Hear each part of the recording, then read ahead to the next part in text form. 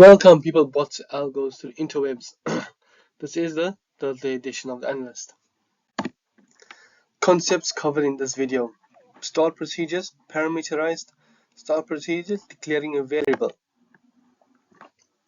Concept of a stored procedure: stored procedures are SQL Server's way of bundling blocks of code into reusable units that can be called by another application or users of the database.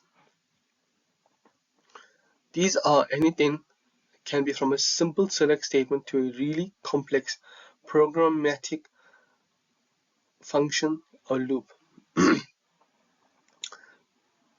Benefits of stored procedures: performance, security, maintainability, reusability, and consistency. When creating a stored procedure, you will use the same alter, drop, create syntax. Syntax for creating and executing stored procedures. Create a stored procedure. Create procedure followed by procedure name. Please, for all user created stored procedures, use a user defined name like USP. Then you go as and the select query. Executing a stored procedure. Execute USP get customer orders. Let's create a stored procedure called warehouse.usp low inventory. The goal of this procedure is to find the amount of inventory we have on hand. Parameterized stored procedures. Parameters can be provided by the end user at the runtime so that a single stored procedure can serve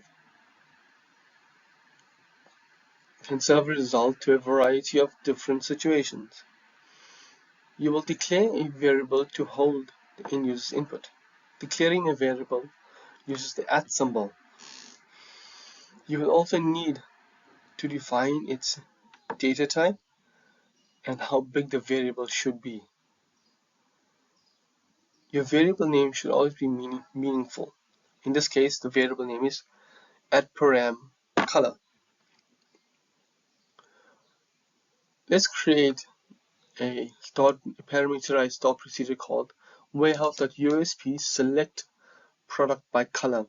By adding parameters to a stored procedure, you increase its capabilities, which enables a wide variety of situations to suit different needs. The database we're going to use is a worldwide importers. Worldwide importers database can be downloaded from Microsoft's GitHub page or Google Worldwide Importers. It will definitely show you the database download link. So let us create a stored procedure and a parameterized stored procedure. Going first with the stored procedure, we are using worldwide importers, wide world importers.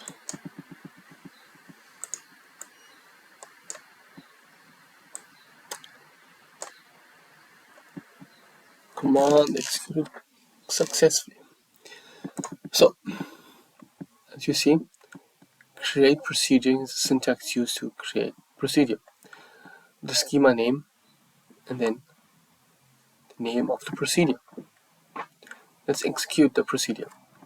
Executing the procedure requires the command, the syntax.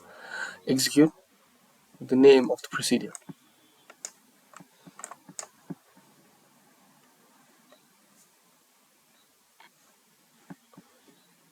As you can see,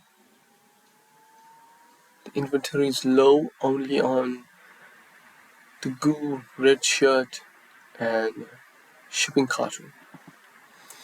Let us create a parameterized stored procedure. Same as before. Syntax create procedure is create procedure.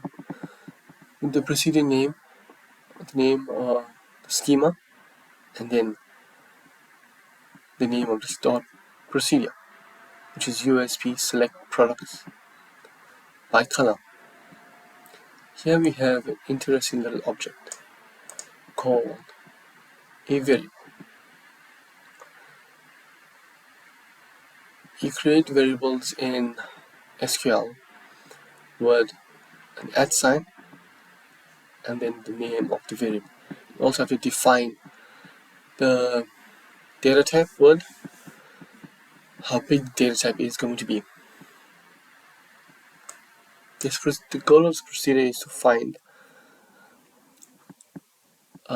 colors to find products by a certain color.